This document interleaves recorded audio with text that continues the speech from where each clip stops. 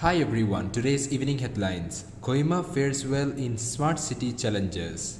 Nagaland reports 48 fresh COVID-19 cases and 13 recoveries.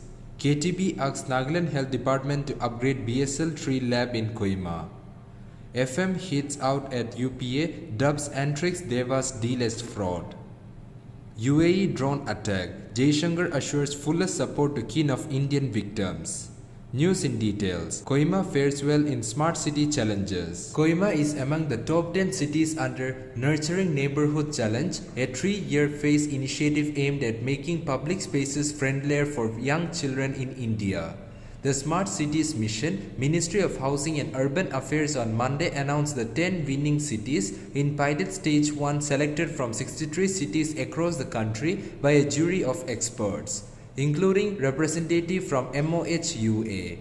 The top cities selected under NNC are Bengaluru, Hubeli, Dharwad, Indore, Jabalpur, Kakinada, Kochi, Kohima, Rourkela, Vadodara and Warangal.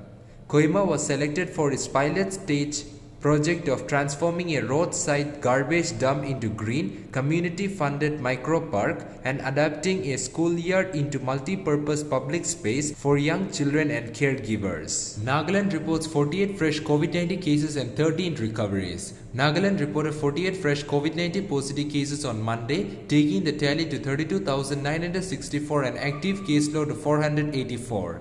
The state cumulative recoveries have increased to 30,520 with recovery of 13 more patients in the last 24 hours, while the death toll remained unchanged at 687 with no fresh fatalities. According to an update from the Department of Health and Family Welfare, 33 new cases were reported in Dimapur, 12 in Kohima, 2 in Peren and 1 in Voka, while 6 patients each recovered in Dimapur and Kohima and 1 in Peren. KTB asks Nagaland Health Department to upgrade BSL tree lab in Kohima. The KZKV Tehoba has written an open letter to the Principal Director Health and Family Welfare calling for immediate purchase of a sequencer machine to upgrade the state referral BSL tree lab at Naga Hospital, Kohima. The KTB stated that a sequencer machine is imperative to detect Omicron or any other COVID-19 variant and effectively contain them immediately to stop or reduce the load of community transmission which has begun in the country. It reported that the extracted suspected Omicron samples from Nagaland were initially being sent to Dibrugarh ICMR Assam and National Institute of Biomedical Genomes,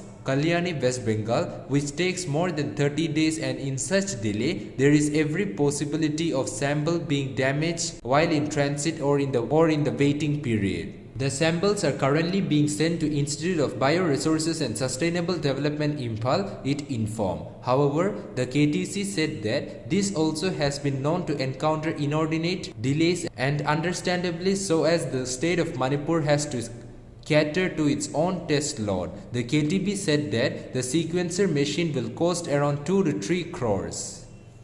Such a machine is known to have various other important and crucial applications in the identification and management of many other complicated diseases, including various types of cancers. It needs no telling how a lot of our state resources and finances have been spent in other states for diagnostic and treatment due to the lack of requisite infrastructure within our own state, the KTB informed. Finance Minister Nirmala Sitharaman hit out a UPA, dubs Antrix Devas deal fraud. Finance Minister Nirmala Sitharaman held a press conference on Tuesday on the decade-old controversial deal between Indian Space Research Organisation, commercial wing Antrix and Devas Multimedia, a private startup which was ordered shut by the Supreme Court.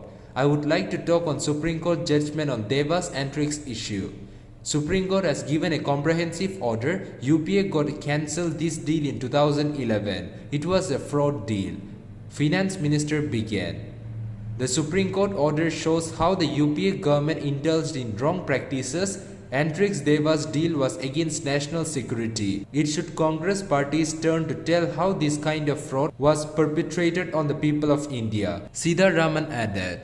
The Apex Court on Monday, January 17, 2022 dismissed an appeal by Devas upholding the September 8, 2021 order passed by NCLAT for winding up of Devas Multimedia. UAE drone attack. Jaishankar assures of fullest support to families of victims from India. External Affairs Minister S. Jaishankar said on Tuesday he received a phone call from his United Arab Emirates counterpart Abdullah bin Zayed Al Nahyan, condoling the loss of Indian lives in Monday's drone attack near the international airport in Kingdom capital city of Abu Dhabi. Deeply appreciate receiving a call from UAE Finance Minister. He expressed condolence for the Indian life lost in terror attack in UAE yesterday, conveyed our strong solidarity with UAE in face of such unacceptable act, Jaishankar informed on Twitter.